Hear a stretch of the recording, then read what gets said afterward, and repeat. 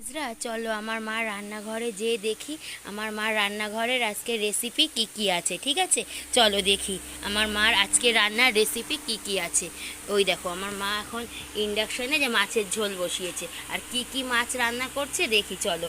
এই হচ্ছে কাতলা মাছ, এখানে আছে এই যে রুই মাছ ভেজে রেখেছে, আর এখানে এই দেখো আমাকে আমার মা মাছ ভাজা দিয়েছে খেতে, বলছে তুই একটু মাছ ভাজা খা। এই যে আমি এখন এই মাছ ভাজাটা এখন খাবো। আবার ওইদিকে আর এক রকম মাছ আছে বন্ধুরা, ওই দেখো ওইদিকেও আর ওই যে এটাকে জানি কি মাছ বলে বন্ধুরা, আমি নামটা সঠিক জানি না, আমার মা বাজার থেকে এনেছে। ঠিক আছে, মাছ থেকে নামটা জেনে তোমাদের পরে বলবো যে এখানে একরকম মাছ এই যে মা রেখেছে।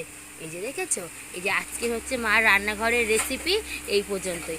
আরও আছে, হ্যাঁ হ্যাঁ আরও ওই যে মা চাটনি করবে, এই যে চাটনির জন্য এই যে কাজু কিশমিশ রেখেছে, ওখানে টমেটো আছে, চাটনিও করবে। আর এদিকে ভাত হয়ে গেছে, আরও ওখানে মশলা করে রেখেছে।